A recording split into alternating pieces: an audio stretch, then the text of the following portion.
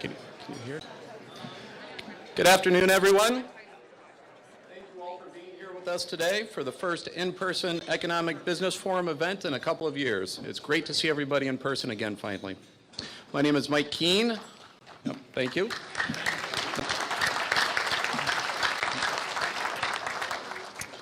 My name is Mike Keene, and I'm a shareholder and the managing officer of Garrett, Heman, Robertson, and I also have the honor of serving as the vice chair of the board of SEDCOR. And today, I'd like us to express our appreciation for Portland General Electric for sponsoring today's event. Please join me in welcoming Senior Business Development Manager and past SEDCOR Chair, Theresa Haskins, to the stage to speak on their behalf. Theresa?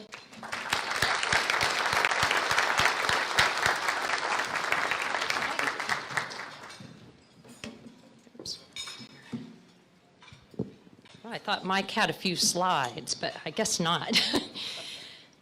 Hello, everyone. It is great to be here. And you know what, I was driving in today, I thought, you know, in the past we used to always say, now before the event starts, silence your cell phones, right?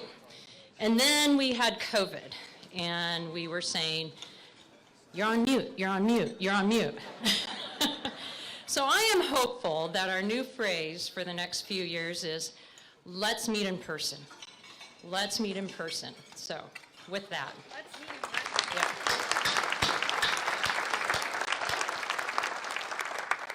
So, as you heard, I'm Theresa Haskins. I am a Portland General Electric employee. I've been there 28 years. And in a few minutes, I'll introduce a few of my colleagues who are here with me again today. But I really appreciate that you are all here. This is a great turnout. I think there were over 200 people, which is awesome, because that shows me you all care and you're engaged in what's going on around you and in our county. So, we are an Oregon kind of energy, and this is our PGE slogan, I guess you would say, and I love it because that's me. I feel like I'm an Oregon kind of energy. I come from a pioneer family that's been here since 1849. My brother's out in the audience somewhere. Don't see him at the moment. There he is, with Easy Orchards. But, you know, Portland General has been here over 130 years, and we are here to deliver clean energy and a clean energy future. By 2040, 100% of the energy we deliver to you, to all of our customers, will be 100% greenhouse gas free, emission free. That's a big goal, right? We have to get to 80% by 2030. So that's going to take a lot of work by all of us to get there. And that means we have to decarb and electrify and perform.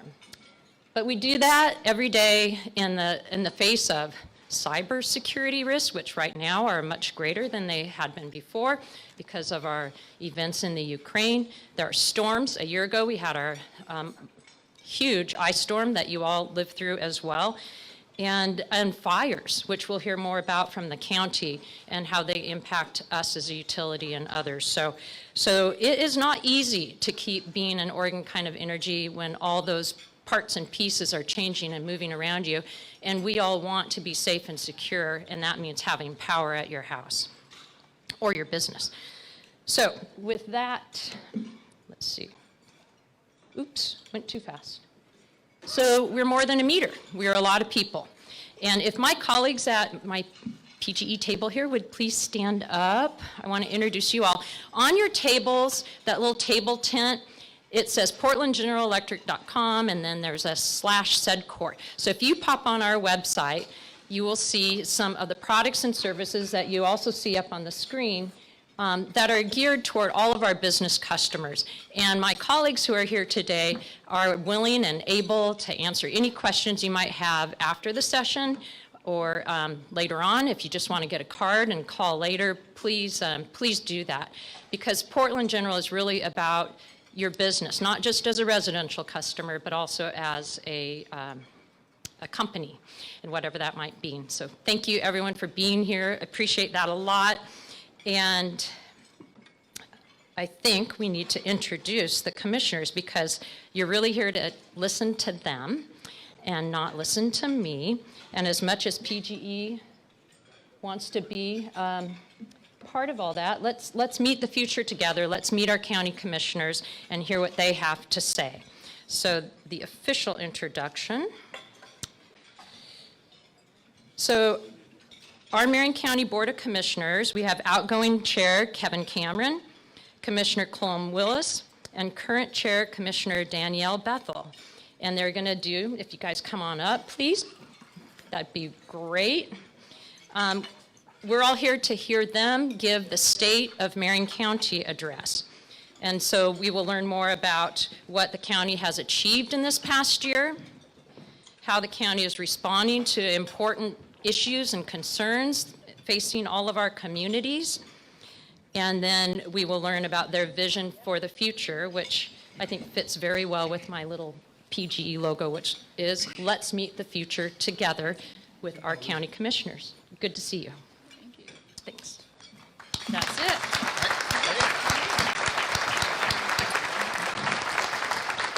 Thanks, Theresa. I miss seeing you at the SEDCOR meetings that I used to attend for so many years, and now Commissioner Willis gets to do that at the Executive Committee meeting. I want to say thank you to PGE and to SEDCOR for hosting us today, and it is so good. I have a mask over there, but I didn't wear it up here. I'm a rule follower, but I took it off when I got in here because, you know, we don't need them, right?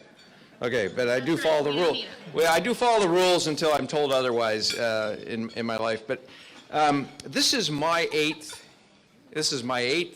State of the County address, and there's somebody I was having lunch with today that this is, I think, Jan's 28th or 29th State of the County. Jan Fritz, would you please stand, please?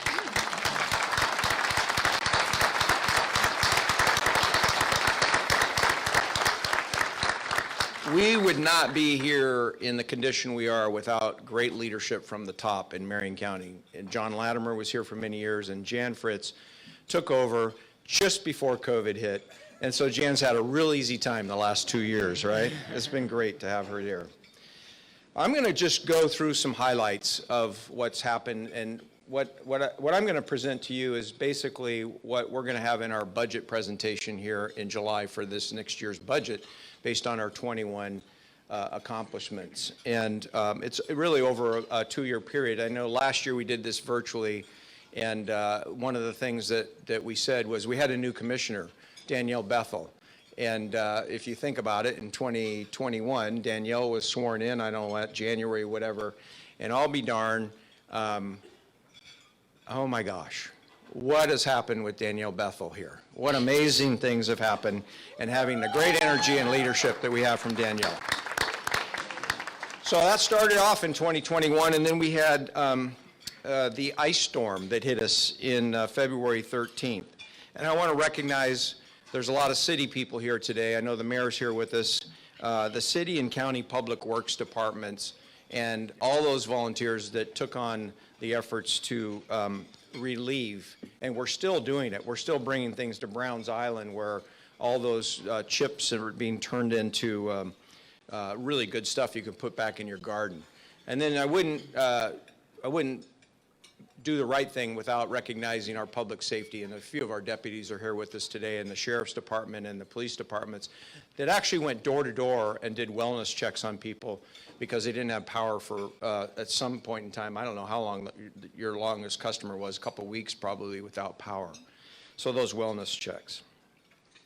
I'm going to go back to the wildfire. As a wildfire survivor and as a county commissioner, I want to thank the Oregon legislature in 2021, Representative Brian Clem, who led the wildfire relief committee, and the money that they were able to bring back to Marion County and other counties that were damaged by those wildfires. And you can see the results as you drive up the canyon, but I don't want us to leave here not thinking about those that are still suffering as a result of that are underinsured or don't have homes that are being rebuilt.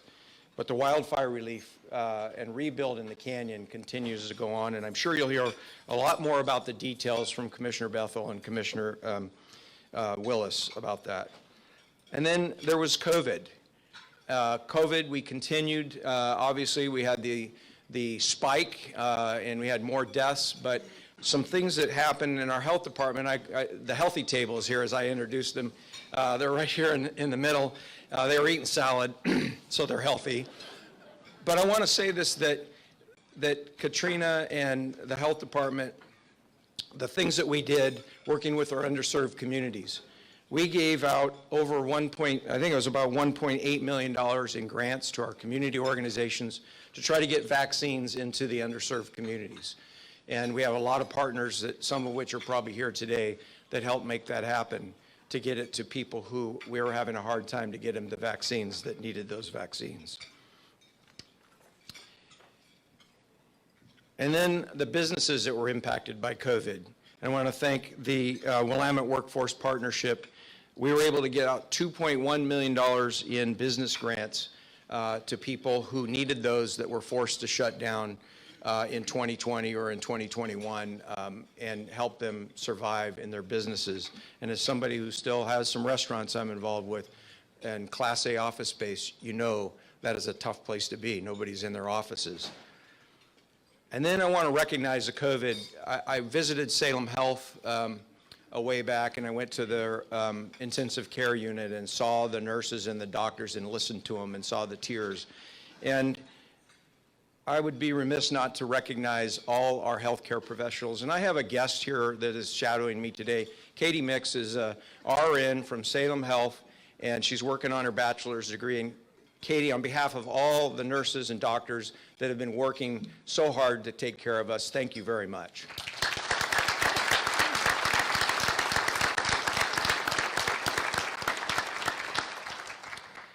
And then we got to do what I love to do, is appoint state representatives. And you'll hear from Commissioner Willis, he thinks you should vote for him instead of us appointing him.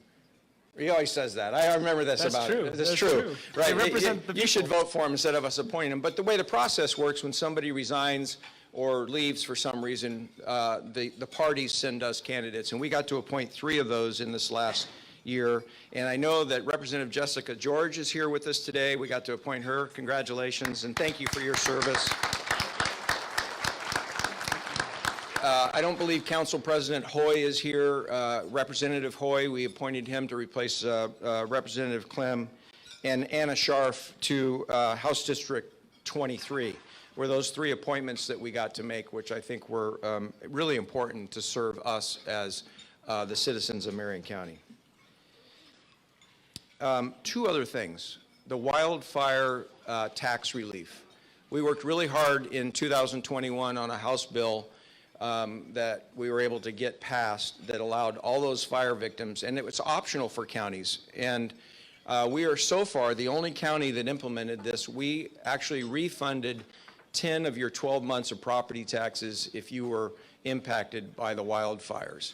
And we got it through as making it optional, and then we actually did that. And I want to thank our treasurer's office and all the people that worked really hard to make that happen. I personally got a check, and I donated it to the Detroit Community Church on their wildfire rebuild, because I said when I was testifying in the legislature I would not take this money, but it came to me, and I sent it off to help a good organization, the Detroit Community Church. And then we did the Community Development Division, and we started this with CBDG and all kinds of things that are coming at us from the feds and from the state. And that's a new department for us, and it's helping people, focusing on getting more housing units built. That's what our real focus needs to be through that program, is to find ways to get more houses built. I wanted to say thank you. I want to thank you all for your support.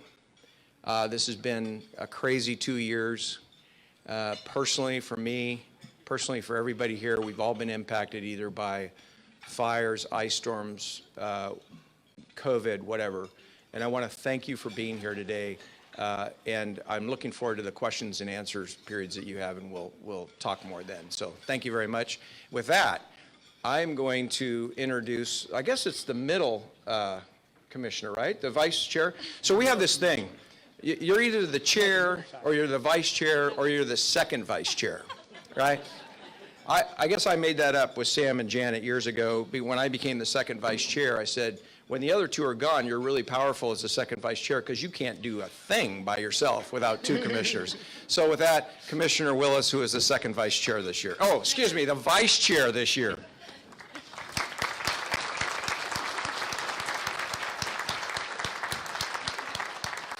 Well, thank you, Commissioner Cameron. I feel like the middle child now. I've always wanted to be a middle child. And thank you also for your service. Commissioner Cameron mentioned the tax relief that we were able to secure for the folks in the canyon who lost their homes. That wouldn't have been possible without a lot of work that he did lobbying the legislature for that. And I want to thank you all for being here today and for the past support that so many of you have given us in our efforts over the year. This past year has been a year of renewal and hope. The destruction that we endured in 2020 gave way to rebirth in 2021. And now we're seeing our community blossom in the new year. As commissioners, it's our goal to set the stage for our citizens to unleash the potential of this community. Like the conductors of an orchestra, we don't compose the music or play it. We simply ensure that great artists play together in harmony. And here in Marion County, we have great artists. This is a community of creative people, brave people, selfless people, people with great hearts. At a time when the world has grown cold and cynical, when you come to Marion County, the warmth of people here is apparent. And in contrast with the stagnation that we see to the north of us, here in the heart of Oregon, we still work together. We collaborate and we innovate. That's why our recovery from the 2020 wildfires has been so successful. As Commissioner Cameron mentioned, over this summer, we secured $50 million from the state to build a sewer system in Mill City and Gates, and to update septic systems in Detroit and Idana. We hired two great individuals to serve as temporary city managers for Gates and Detroit, and as a result, Detroit was able to rebuild its destroyed water system faster than I think anybody thought, and we were able to stave off bankruptcy in Gates. We provided over $2.7 million in property tax relief to those who lost their homes in the fire, and we waived building fees for wildfire-affected families. Because of this, just about half the homes that were destroyed now have building permits and are either going up or have already been built.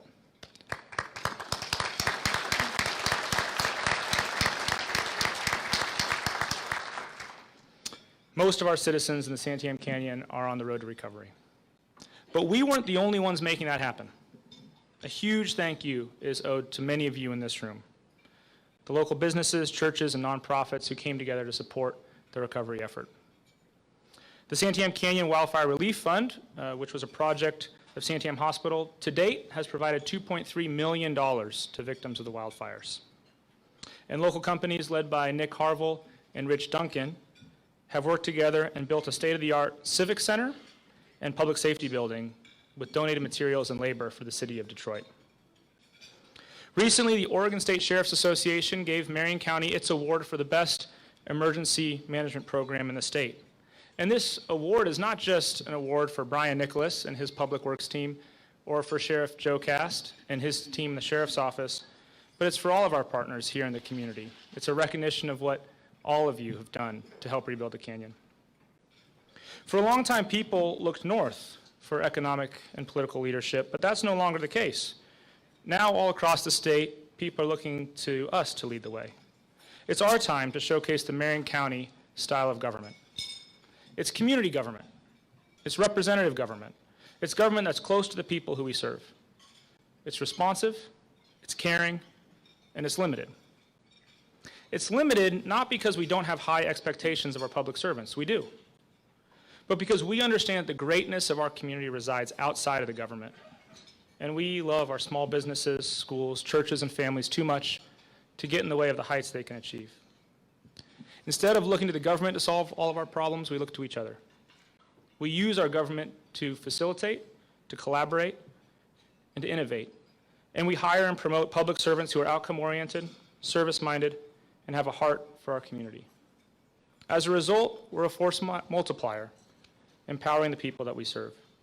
And you can see this philosophy in how we allocated the funding we received from the federal government in the American Rescue Plan Act. We focused on making generational change for our community through one-time infrastructure allocations. Our communities have waited on many of these projects for decades. We allocated $25 million to update sewer and septic systems for our systems and unincorporated communities so they can continue to grow in Aumsville, Aurora, Gates, Hubbard, Mill City, Mount Angel, Turner, Stayton, Sublimity, Jefferson, Donald, St. Paul, and Brooks, and to ensure that they continue to have clean drinking water and safe sewers for years to come. We allocated over $1 million to support a new facility run by the Hope Pregnancy Clinic to help moms and their babies in Salem and to rebuild the food bank that burned down in Woodburn. We allocated $2 million for soccer and football fields in partnership with the City of Kaiser to make sure that low-income kids have the same access to youth sports as everybody else.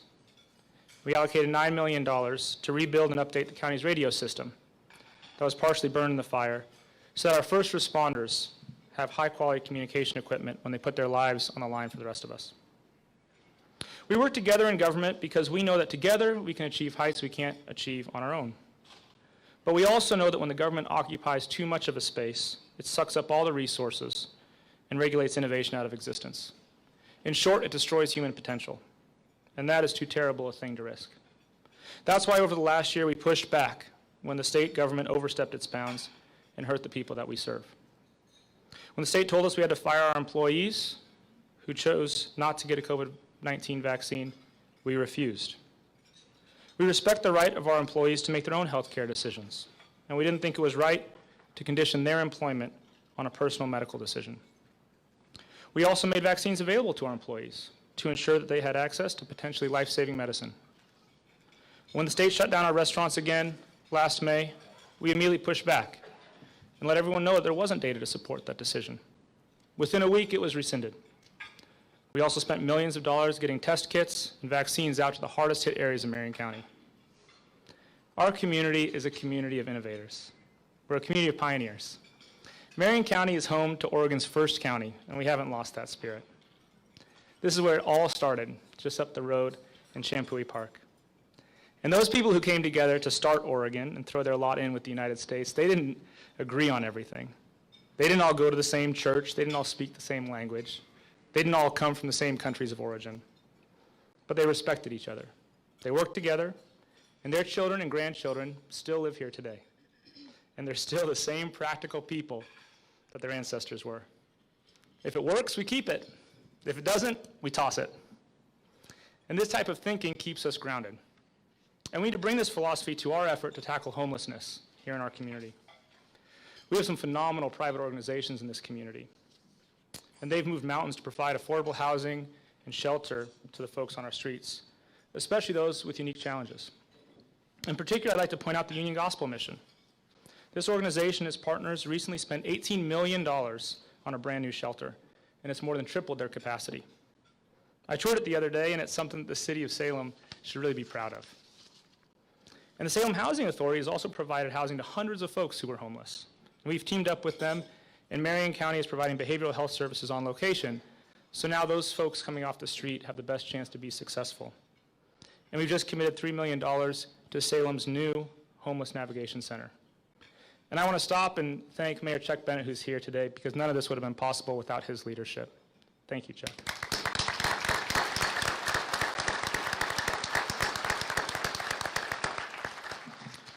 But over the past few years, the government's regulatory response has not kept up with the work of these great social service organizations. Unregulated homeless camps can't continue to be allowed under state highway overpasses and at our parks. These unregulated camps have become home to violent crime, including sexual assault and homicide. Additionally, any park that is allowed to be an unregulated homeless camp ceases to be available for children. And this especially hurts kids from low-income families who can't afford private sports and activities. I don't know if you noticed, but just a few days ago, after the city cleaned up Marion Square Park, there were kids back playing in the skate park there. We need a new regulatory framework that has buy-in from the state, all the cities, and the county to ensure that the most vulnerable people in our community are treated with dignity and that criminals are held accountable for their actions. Finally, I want you to know how high my expectations are, and all of our expectations are for your county government. I'm certain that we can be the highest functioning county government in the country. I know our schools can be the best. that our roads can be the safest, that our businesses can be the most successful, our police officers and sheriff's deputies can be the most professional, and that we can be good. We have everything we need to achieve this. It's just a matter of will. And if there's one thing I could leave you with, it's just how much the folks that we have the privilege of working with care about this community. There are things in government that are messed up, but there are also so many people who serve us here in Marion County who have a profound love for this community. A culture of public service is woven into the fabric of Marion County. And this reality hit home for me last month as I was driving back from the memorial service for St. Paul firefighter Austin Smith. He lost his life responding to a neighbor's barn fire, and 5,000 people showed up for his memorial service. 5,000 people. Do you know how many people live in St. Paul? Just over 400. We were there because of who Austin was and what he did and how he lived his life. And it was amazing.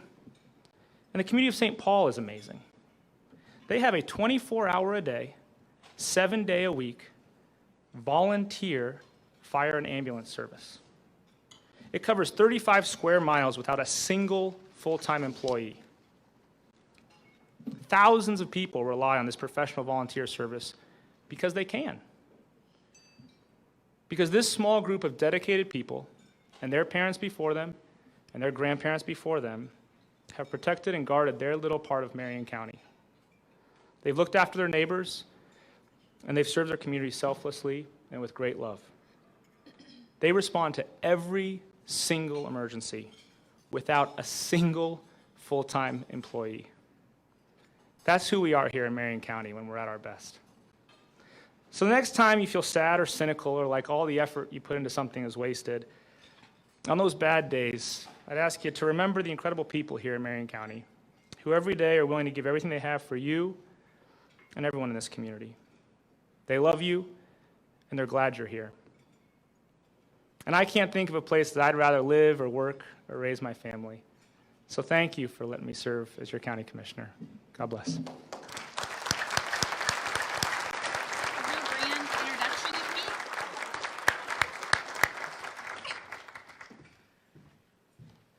I suppose I don't actually need like an introduction, because I will. No, thanks. I'll pass. Maybe later over a cocktail where people are less offended.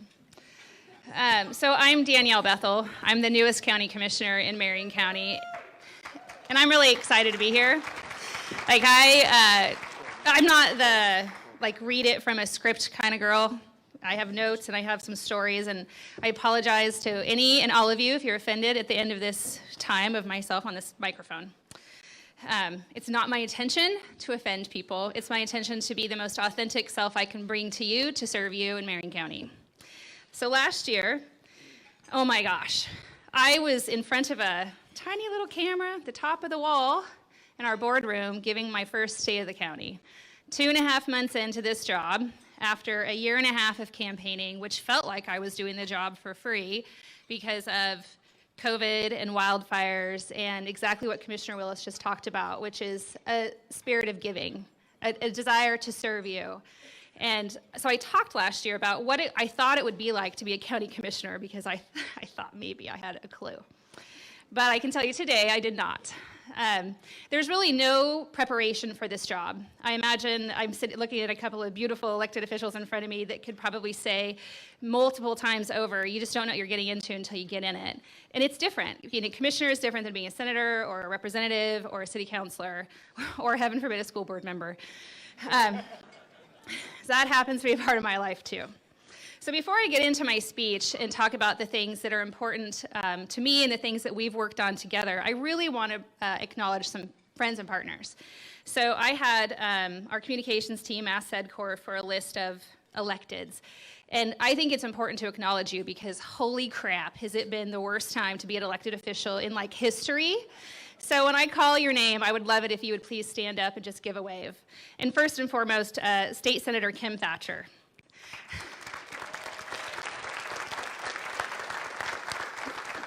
Next is a State Representative, Jessica George. State Representative Ron Noble, all the way in the back. State Representative Raquel Moore Green. who, by the way, I love that jacket. Thank you for weathering the last 35 days of your life for all of us at that building over there. Next, and I think most importantly, two very important people in our lives are Polk County Commissioner Lyle Mordhorst, our partner across the river. And I didn't see him in person, but he's registered, so I hope he's here. Yamhill County Commissioner Casey Kula. Okay, well, he's super great. Go check him out. One of my personal favorites, Marion County District Attorney Paige Clarkson.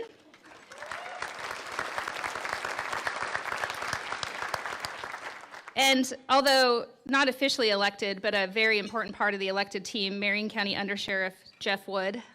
Oh yeah, our sheriff is off spending time with his lovely bride, which we appreciate. Marion County Assessor Tom Rolfing. Marion County Clerk Bill Burgess. And then I'm going to get into our cities. Mayor of Aumsville, Derek Clevenger. And Mayor of Aurora, Brian Asher. Mayor of Detroit, Jim Trett. Mayor of Kaiser, Kathy Clark. Mayor of Salem, Chuck Bennett. And Mayor of Sublimity, Jim Kingsbury. And we have a few city councilors here, and if you indulge me, I know some of you are like, why are you calling my name off? But I have a story. So Kaiser City Councilor Kyle Duran, and Kaiser City Councilor Dan Kohler, Aurora City Councilor John Berard, Aumsville City Councilor, is it Angelica Sija? I'm sure I got that wrong, but I apologize. And Turner City Councilor Tass Morrison. What's that? Sublimity. Oh, I'm sorry. Okay, well, I got it wrong. So my bad. It's wrong on the registration. Anyway, all of us are working together for you. We see these individuals in the community weekly and monthly because we're a very active team in Marion County, which, by the way, is quite large in diameter. I had no idea how many places I would be traveling. I spend a lot of time in the car, and I try not to be on my phone, so we go with each other so that way I can work. So as I said, when I took this seat, I didn't know what I was getting into, and I thought I did. But what I can tell you most importantly is this is absolutely the most important job I've ever had next to being a mom. In the last 2 years, Marion County is the only county in the state of Oregon that has had 4 presidential declarations of emergency. 4. That is ridiculous, and it's very involved. Every single thing that we have done in Marion County through those emergencies has been very involved.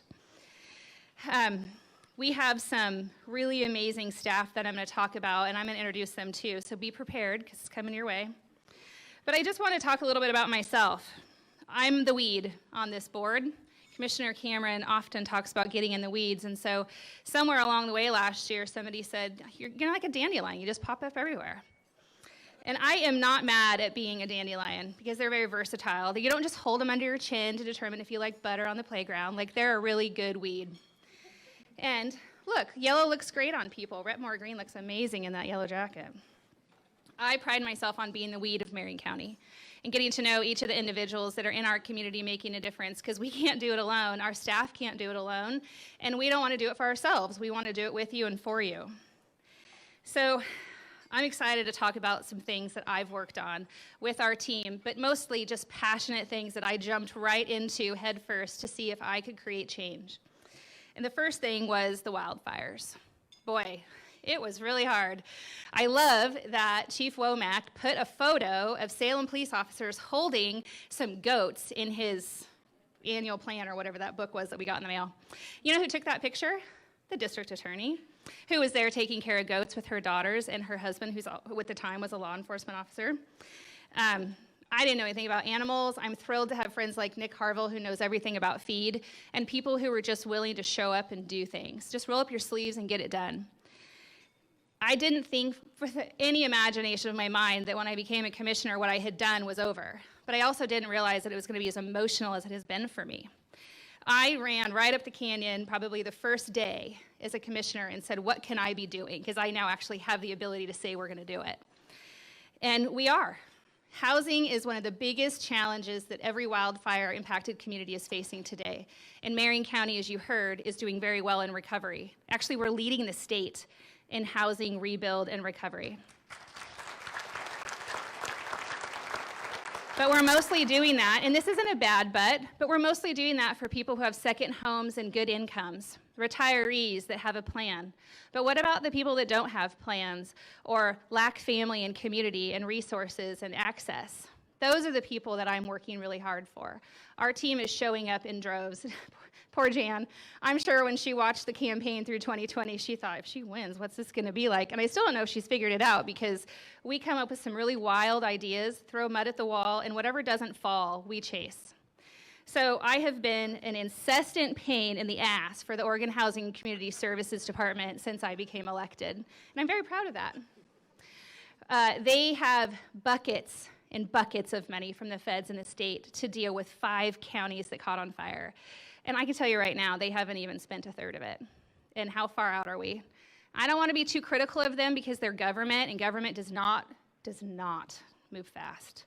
It is so painfully slow. It's painfully slow, and I mean that like literally, because people's lives are on the line today. We have over 300 Marion County citizens, households, navigating couches and friends' homes and whatnot, because their homes burned down, because they were renters before. They didn't have insurance, they didn't have income, we had COVID, they lost their jobs. You name it, we're dealing with it.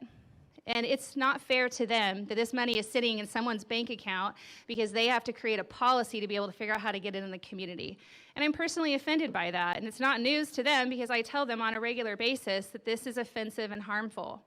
They did finally, towards the end of last year, after probably 40 meetings, allocate us just under $5 million to put up 32 tiny homes for households in the transition of housing recovery. And I'm very excited about that. And in that thread, I want to say that we couldn't do what we're doing just for these 32 families if it wasn't for Brian Nicholas, our Public Works Director.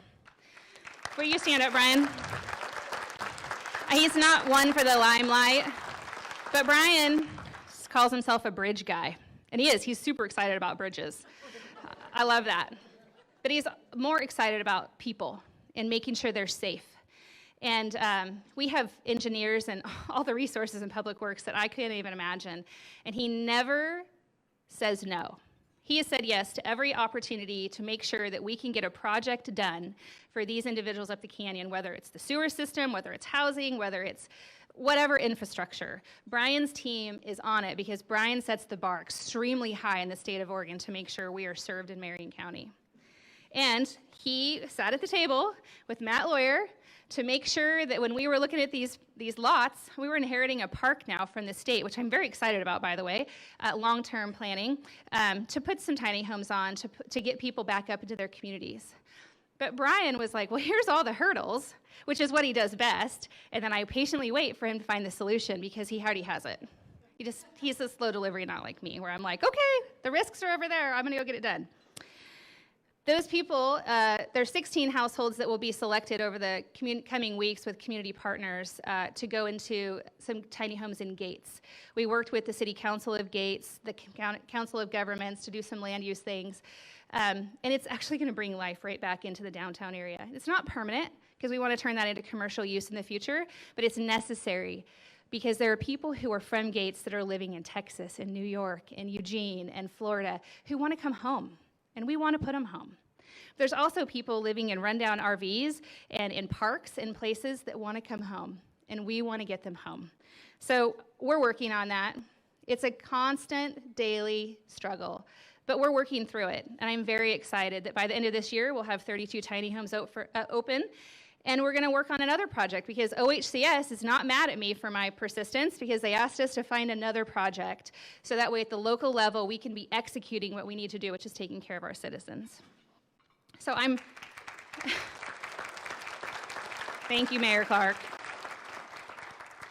I'm really excited about the opportunities there, and there's more hurdles to come. Tomorrow I'm going on a ride-along with one of our deputies to look at North Fork.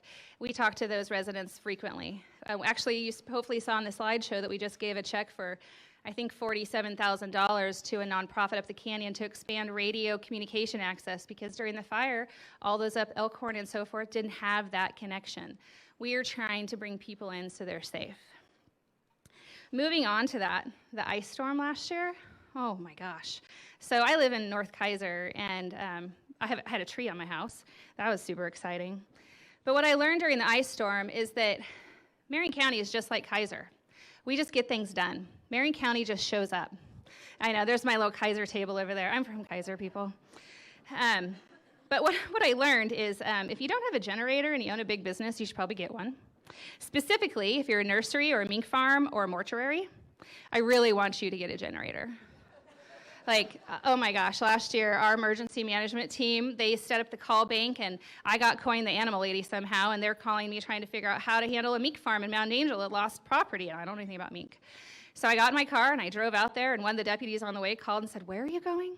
And I said, "To a mink farm in Mount Angel." And he was like, "Okay, well, this is what you need to know." And Matt in our office called the assessor's office, and the assessor's office said, "Don't freak out when you get there. It's a little intimidating when you arrive to a mink farm." And no joke, it was intimidating. It's a fence, there's barbed wire, there's all the things. And there's valid reasons for all of that, but I was not expecting it. And I was met with like a large audience of folks when I walked up. They needed a generator or something because they were really far out of the way. There was 27 power poles down between them and the next one. They had millions of dollars in product that was going to go bad. We had to figure that out. And you know who helped? PGE. They were working with our emergency management team to create priorities and hotspots to see if they could get crews there. I'm really grateful to PGE for the response that you guys had. It's critical to our community to have partners like you in it, but it's critical to have the relationship so that way when I call Wendy or you or whoever, you know we need you. And you guys were here, along with Salem Electric and other partners that showed up to get Marion County, the epicenter of that ice storm, back online. And it was like 2.5 weeks for one farm out in Far East County. I'm grateful to our deputies who, again, went door knocking during the ice storm for community wellness checks. We have lots of people that live out remote places that needed supports and just checked in, and they did a really good job with that. I don't ever really want to see a wildfire again or even an ice storm, but I really do believe that God puts you in places for a reason, and I believe that I'm here because I have this energy to give, and I'm willing to give it to all the projects that we're engaging in. So I didn't know I was going to be the chair in my very second year of being a county commissioner. There's a lot of things I didn't know. It doesn't really give me any luxurious power. I get to call these guys and say, "Hey, what about this?" first. Sometimes they say yes. Most of the time they say yes, and sometimes they just shake their head. We're a really good team. Yeah, we're a really good team. We're each very different in how we take things on and our passions and our motivations and what drives us. We each have different experiences. Commissioner Cameron brings wisdom of being an elected official, a county commissioner, state representative to the table, so that way when I want to go light something on fire, he's like, "Just settle down, just give it a day. It'll probably go away." He's very good at that, trying to keep me on the ground. And Commissioner Willis does a really good job of listening to me. He's a good listener. I'm reactionary. He's not. So it's a very good balance as to how we approach things. And because of that, we have an opportunity this year to put my energy to work. In this community, we have faced a lot of things. You see it every day: homelessness, addiction, mental health crisis, businesses facing challenges with jobs, COVID. And I have some challenges ahead of me as the chair to figure out how we get things done. And I keep looking at Katrina Rothenberger because she doesn't like it when I do this. I did it last year too. But would you just stand up for a second and let people see you? For those of you that don't know Katrina, she's the public health director for Marion County. The face of COVID, if you will, the decisions and the execution. The decisions were here, the execution was there. We're a great team. Katrina led a very people-centered approach to the COVID-19 pandemic in Marion County. With her help, Commissioner Cameron was able to work with the BIPOC communities. Her team was everywhere. Because she was everywhere during the last 2 years, she's been able to see the needs in the community. And she's been able to show up there, and she's been able to look it forward to see where do we need to be, and she's working on that. Just watch a board session on Wednesday, or maybe read the Statesman's Journal, because we'll be on the front page again. There's lots going on in public health that's really important. Taking care of people, keeping people healthy, that's a priority, and we're gonna do that. We're gonna figure out ways to get to you, to get to our citizens, so that way they're cared for. In addition to that, Ryan Matthews. I know I went backwards on the chain of command, but I couldn't help but keep smiling at me. Ryan Matthews, would you please stand up? He's our Health and Human Services Administrator. Ryan is very patient with me. Just an hour before we got here today, I called him on the phone and said, please confirm these numbers are right, because I'm going to say them in public. And he sent me an email with some valid information. Thank you, Ryan, for being responsive and a great servant of Marion County. In behavioral health in Marion County, in a 6-month period in 2021, and I don't know if you all know what behavioral health is, but it's addiction treatment services and it's mental health. Marion County's team provided over 119,000 contacts to Marion County residents for particular services. Addiction is a huge problem. It's just getting worse. And we have a phenomenal team. And through that team, we invested $26 million in 1 year in those services. 26 million taxpayer dollars, state dollars, federal dollars, local dollars. We're going to get more money. And we're looking on ways to expand our programs and gain access, because Marion Square Park, unfortunately, is going to keep happening until we get people in services. People need to engage. I think they want to, but accountability has to come with that. If you don't want to engage the services that are available, in fact, to you, then you have to make a different decision, because Marion County, we don't want you on our parks. We want you to be healthy, thriving citizens in life, but we want to see you for who you are, and we want to connect you to the services available. So I hope everybody in this room leaves today with the message of we're here for you. You just have to show up at the door. It's open, and we'll bring you through it, and we will make sure you're successful in the end. But that's a choice individuals have to make. We're here for you. In addition to that, law enforcement, I'm excited to look at expanding the LEAD program, Law Enforcement Assisted Diversion, because crime happens, addiction happens, and then crime happens. And how do we take real-life experiences and get people to success, to return them back to the quality of life that they probably really want? It's through lived experience. We have mentorship programs all over this community. We invest in individuals so we can break the cycle, and we're going to keep doing that. I'm very passionate about breaking the cycle of unsuccessful behaviors. We just purchased, or hopefully, I might be ahead of myself because I'm excited. We're in process of purchasing a home in Woodburn for His Place. If you've heard of Her Place, we're expanding that to help dads. Her Place is a place for individuals who are experiencing addiction and mental health challenges, and their moms. We house them and we put them through services and we stabilize them. But dads are really important too. And so we're going to bring dads into the picture and let their kids be with them and get them through treatment to restabilize them. And then all the commissioners agree that we need an Our Place. What does that look like? In fact, there was a state legislator who's interested in this similar idea, and you better believe I'm going to be calling her on the phone, because we can do this statewide. We can make sure families are thriving in Marion County, because that's what we do here. This morning at board session, we signed an MOU, Memorandum of Understanding, for, I lost my place in my notes, Marion County's Reentry Initiative. I want to thank Tamara Gutch for your services on that and all you do to keep us together in our community. What's that? You want to talk about it? We're good. Yeah.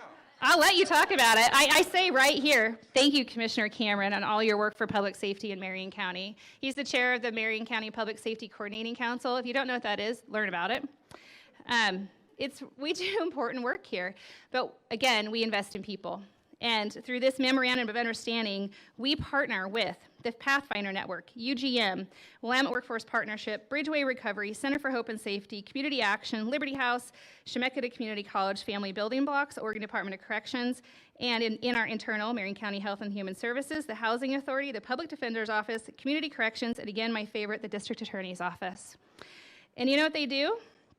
They work together to rebuild the lives, promote community safety, and save taxpayer dollars by breaking the cycle of criminal activity in Marion County. Just another program I didn't know anything about before I became a commissioner, and I will be a huge champion of it. But we can't do it without all those partners I just listed. I see Tricia Fizell here. I wrote your name down when I saw you walk in the door. I've known her forever, and I'm personally invested in her as a leader in this community. She works for Community Action for Jimmy Jones, and her focus is homeless youth. I was a homeless youth in Marion County. I have a special place in my heart to make sure kids stabilize in Marion County, and we're going to do it through the, what is that thing called? Mid-Willamette Valley Homeless Alliance. that former Commissioner Janet Clarkson started, we're working on investing a little over $4 million into the elimination of youth homelessness in Marion and Polk County. That's a really big deal. If we can't break this cycle for kids, we're never going to break any cycles. We need to stabilize our youth, and we have to do that on all the levels. And I hope that when you are walking in your communities and you see a kiddo and you wonder, I wonder what they're doing, I hope you ask them. At the very least, introduce yourselves to them. You might have something in common, and they don't have to be homeless or a criminal for you as an adult to see them. It's our jobs to raise all of our children so they're successful, and I want to do that with all of you. So, in closing, I'm just going to tell you, I'm here for a bit, and I am passionate about creating change with these commissioners for all of you, and I know that we can do it. I have lots and lots to say, but I'm sure you have questions, at least for them. But if you work for Marion County, I know I didn't call out all the directors, but if you work for Marion County, would you please stand up?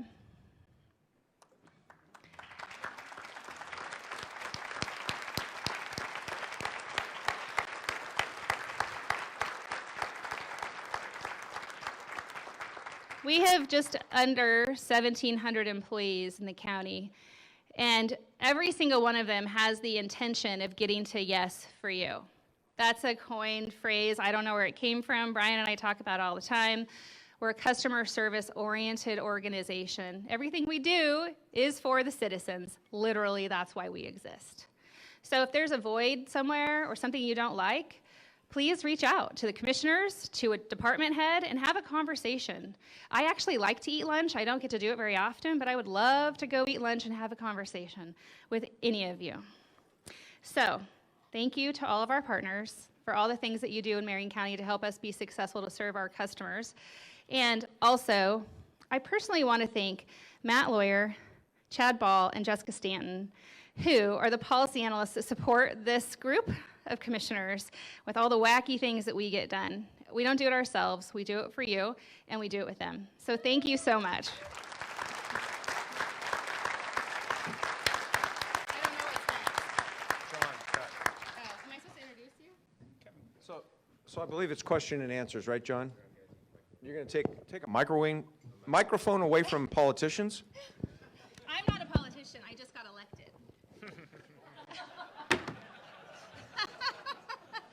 Just so we're clear. So if you have a question, raise your hand, and I'll bring the mic to you.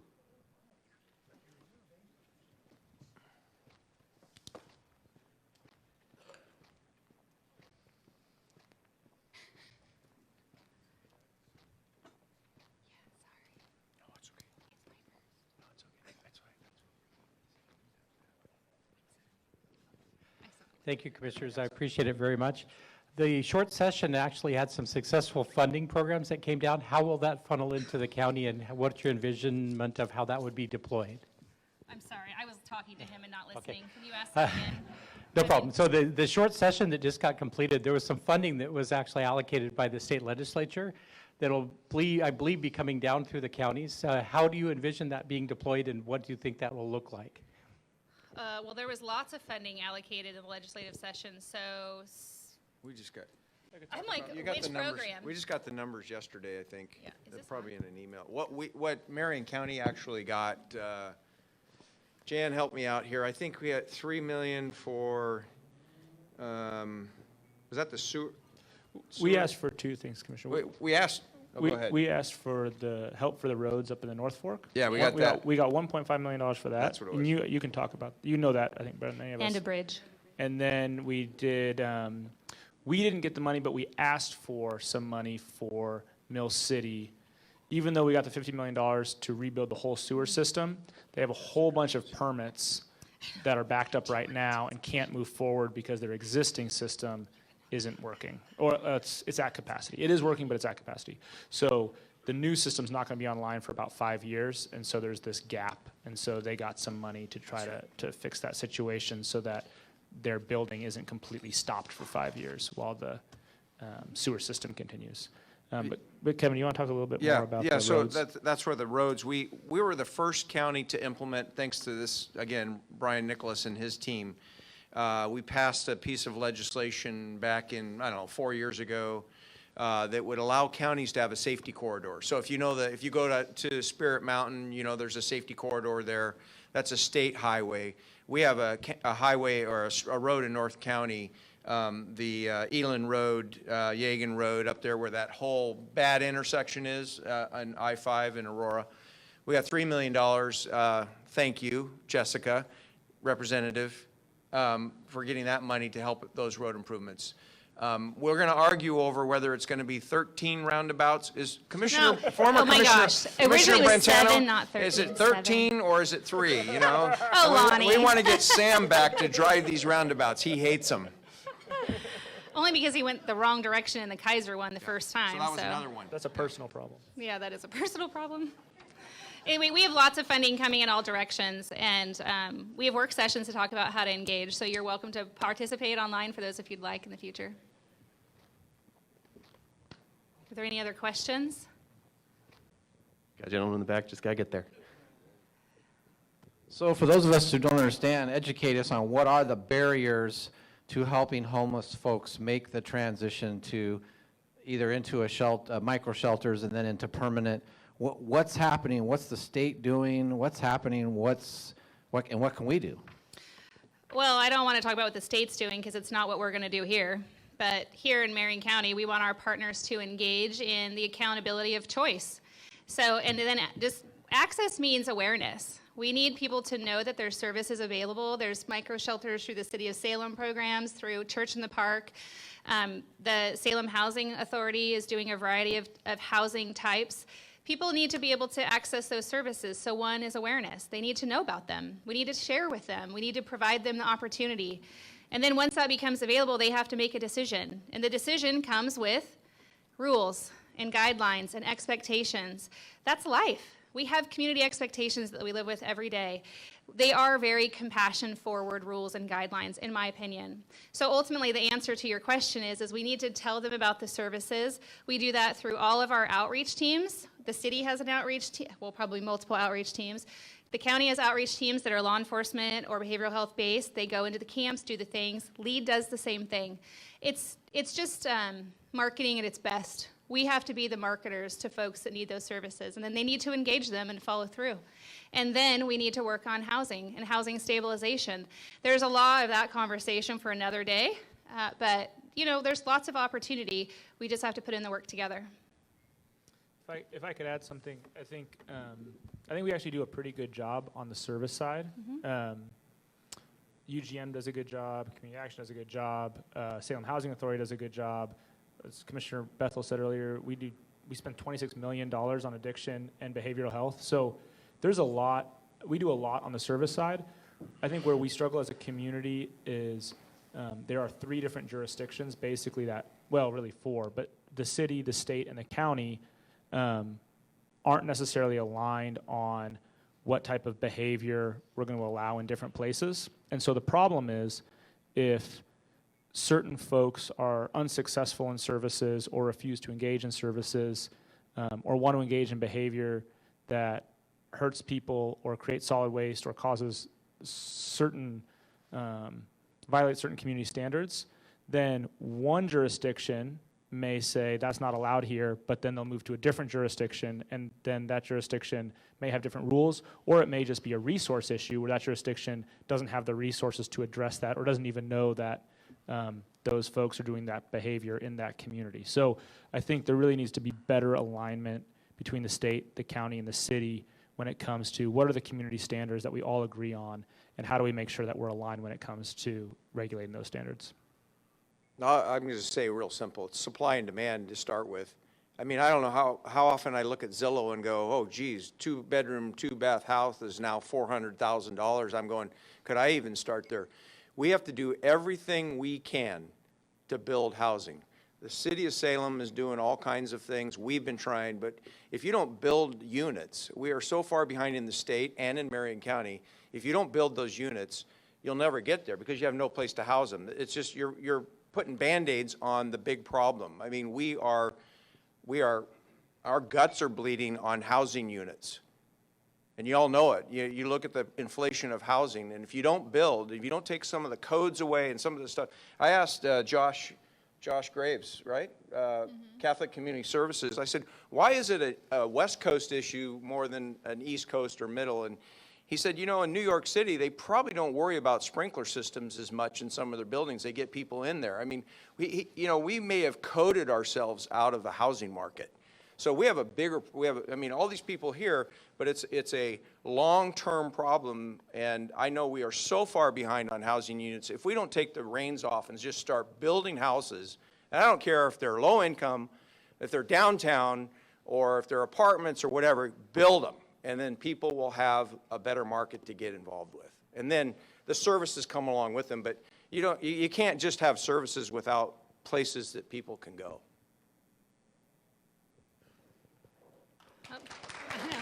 I know, now all the hands are going up. Did you want this mic? No sibling rivalries here. My sister wanted the mic? No. I have a quick question, commissioners. Thank you for all you do. Agriculture is a huge economic engine in this county. And infrastructure is so important if we can't get our products to market. So my question would be, I remember, when the recession hit, 2008, 2009, county was 50 miles behind on paving each year.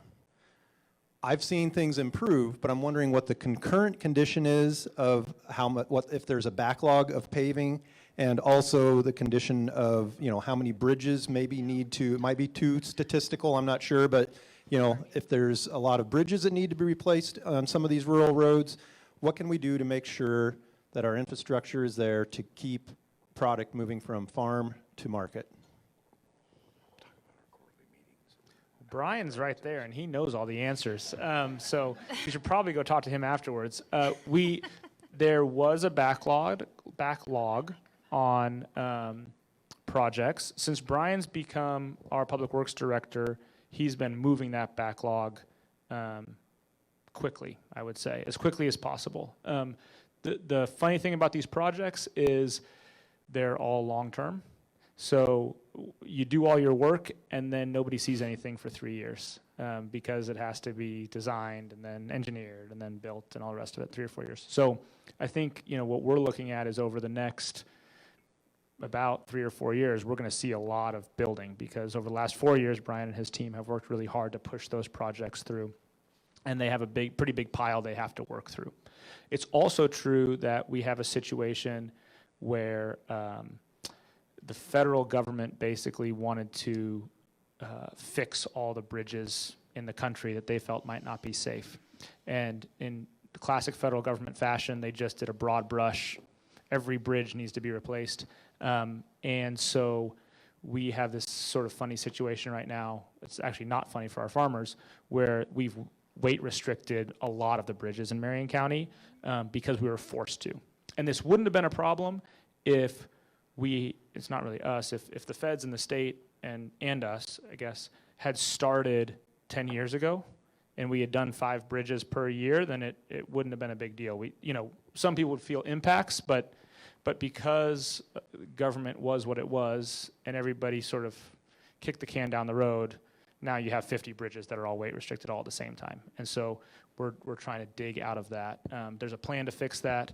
ODOT and Marion County are working closely together to get that resolved. But there's no question that the federal government probably could have handled that better. So we're dealing with that right now, and we're working on it. And then I would say the last thing as far as infrastructure goes is there's been a lot of conversation about getting rail access for farmers. There's a project up kind of by Woodburn, and then there's a project down in Lynn County. Obviously, I'm a Marion County guy, so I want the Marion County one to be successful, but I think the Lynn County one's also doing a good job. So I think both of those could be positive, especially as we're seeing more traffic in the Portland area to get crops on rails and to the ports. And also, sorry, Theresa, Brian sent an email recently. We were talking about roads. $70 million, I believe, is what the email said, is what somebody just gave us a check, that's what we would need to make sure all the roads were perfect in Marion County. It's a lot of money, and it's money we don't have. So there's a plan, a process, and we actually just had a discussion yesterday with Lonnie and Carl in Public Works about some roads, and we have quarterly meetings with them. You should come. It's very interesting. and just engage the process, or reach out to Brian or Lonnie and talk about roads. I know they're super important, and we fought really hard along with our public works team, specifically for some farmers last year on those bridges that were faced with closure, and we'll continue to do that because at the local level we know the challenges because we talk to you. The state doesn't always know, and I believe that Brian has some really great relationships through his experience to have conversations. It doesn't always work out the way we exactly want it, but they are amenable to discussion to try to move ahead. But there's also a lot of roads in Marion County that we don't own because the way development was originally created. We just had a discussion 2 weeks ago with a community whose road is so bad that the mailman doesn't want to drive down it. But it's technically their road, it's not a county road, and what do? So we're going to cross that bridge very soon in a discussion to figure out how to help them. So I think that's a great question. Thanks for asking. I will say, go ahead, Theresa, but I will say, John, the Public Works has a rating on every bridge. They prioritize it. They have a rating on every road. They prioritize it. In the last probably 7 years, 8 years since I've been here, the efficiency of how much we get done every year has gone up. The equipment we're investing in helps us efficiency. We had an old chip sealer that would break down, and I don't know what the percentage of the time it wasn't working. We're just invested in a new one, so that thing will be 90% working. So we're working on it, but come by sometime and let's chat about it. Yeah, because it's really an interesting process, and there is a method to it. Well, I'm glad I let John go first because it helps with my question. But I will, before I ask my question, say a lot of other businesses care about that too. Those weight limitations are a problem for Portland General and our trucks. And so during the ice storm, as an example, that was really challenging for us at times. So anyhow, that wasn't my question. My question is, okay, we're all here about, as SEDCOR members and such, economic development. And there is a ton of growth going on. So we talked a lot, and you shared a lot about all the things we've had to kind of fix and repair and help that we have put out in the last couple of years because of wildfires and COVID. But there's a lot of business growth, expansion of existing customers and companies. So how do you see that moving forward, whether it's the Brooks project and conversations around the economic studies going on around the Brooks area or other places? I just want to hear what you have to say about economic development. A great question. I think probably 5 years ago we had this discussion about Mill Creek is going to fill up. Where's the next industrial complex? And Tom Hogue, who was our economic development coordinator at the time, we looked at Brooks Hopmere and said, what are we going to do up there? And it's kind of hodgepodge of stuff. Tamara's team, economic development, has done water studies up there. We did a community study. We're doing a further water study up there. And we all believe this, that for government to do its job, what we need to do is put in the infrastructure. We need to have the infrastructure, whether that's water and sewers, and use those dollars to do that. So we're continuing to look up there. You know, as John Zielinski said over there, we're the #1 ag producing county in the state of Oregon of all 36 counties, and the largest number of cities, 20. We need that area to become a real ag producing production area. So we're working on it, and you might want to add some of the details to that. But we've identified that as potentially, and I know Mayor Clark is here. Could it be part of Kaiser? Where's the water going to come from? We're working on wells and all kinds of opportunities, a sewer system out there. It's big dollars, and it's a lot of time to study it. I can't remember how much we're setting aside this year for that particular budget to continue that Brooks Hopmere area. And then you got the whole interchange area, because that's where May Trucking and that's going to be the next big one. The Aurora Donald interchange, we've got enough money for phase 1. We've been working, Commissioner Willis and I back to DC 2 or 3 times. We tried to get ODOT to finish the Aurora Donald interchange in one phase because it'll save $10 million, but no, we can't get that done. But if you notice, if you drive north on I-5 now, the barriers on the right-hand side of that exit, that's the temporary phase 1 that's starting to work on that exit. And then you come down to Brooks Hopmere, and what are we going to do down there? That's a disaster if you do any more development. So it's all being looked at long term. Well, for me, economic development, my focus is people. You need to have employees to put in the jobs, and there's lots of jobs out there. There's just not enough people. We borrowed an idea last year from Lynn County, a huge youth wage program. We have to train up our youth. Again, I'm going to go back to kids. We have to give them access and experience, and not all of them want to be in a four-year college. They want trade school. Sam Electric has a program out right now to give a scholarship to a future potential lineman, which is excellent. It's like chasing ideas like that, but it's also investing in businesses who want to hire youth, but can't because minimum wage is so high, the burden on employers is so high in general for employees, and then bringing somebody in that has no training or experience and you're already short-staffed is a challenge. And so we're investing in programs for businesses to gain access to youth, and we're looking at how we can expand that, put more money into it. It's really, for me, about working with the community partners, the chambers and SEDCOR. I mean, Nick just brought a business to us not long ago up in the North County that's building a brand new warehouse in a very needed, necessary industry. And we have programs in place to incentivize them to do that through a tax abatement, if you will, for a short period of time while they're building to get them off the ground.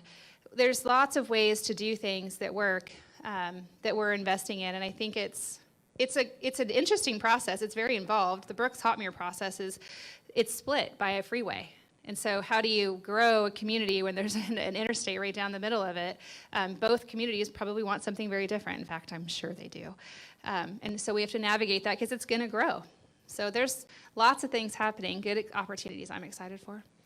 Yeah, I think one of the things that we've worked on is thinking about what's our economic development strategy? What does it mean, right? And because of like what we talked about earlier, this community is so wonderful. We have a lot of people coming here. We have a lot of people saying, hey, I want to be a part of what they got going on there. But there are serious limitations, just as Commissioner Cameron said, if you don't have a sewer system that's functional, you can't hook up a house to a sewer system, and then everything has to be on septic, which means you have much bigger lots, which means you can't have the density, and you're limiting the number of people that can actually live in a place that way, right? So that's why we spent $25 million of our $67 million of ARPA funds on water and sewer infrastructure, is because you saw it in Sisters, for instance. There's all these population projections, but a lot of it is limited or assuming a certain infrastructure situation. If you change that infrastructure situation, you can change the whole trajectory of a community. And I think for us, and for me, I'm biased for Marion County. So my economic development strategy is I want people in Marion County and businesses in Marion County to be successful. What I don't want to do is I don't want to pick this Marion County business over that Marion County business. I want to pick Marion County businesses over Portland businesses. I want us to always win that fight. So when we think about infrastructure, or when we think about the youth wage grant, or when we think about like our rural industrial tax incentive, those are all programs where it's like we're not picking a business. We want all the businesses, all the rural industrial businesses to succeed.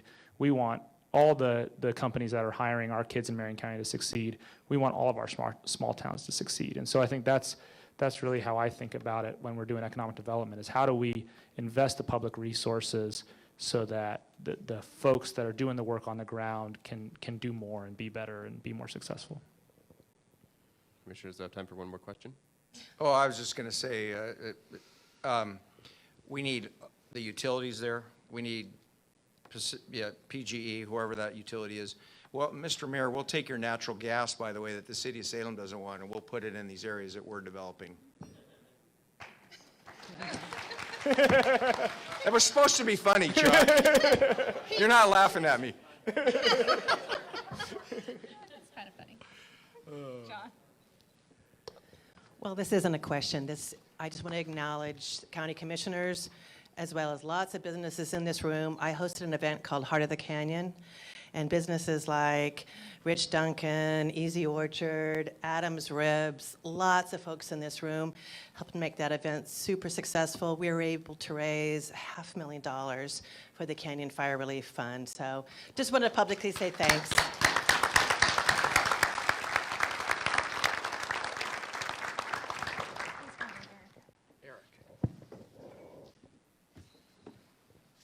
Are we leaving? I don't know. No, we're still. Not quite yet. There's no rules. No, just want to thank the commission for joining us today, and also thank you for your leadership. It's been a very tough year. I think we all know that, but you're all smiling. You still are in the game here, so thank you very much. I know, exactly. So thank you very much and for allowing SEDCOR to host as well, the state of the county. Thank you all for attending. Really appreciate you coming out today, and thank you to our volunteer team to help with registration coming in, and I hope you all have a very good day. Thank you very much for being here. Good to see you all. Theresa. Oh, and thank you to PGE. I'm sorry. Thank you to PGE too. Garrett, will you come up here so we can take a picture with Theresa? Sure. Yeah, he's coming back there. We're gonna do it. Must be my first thank you.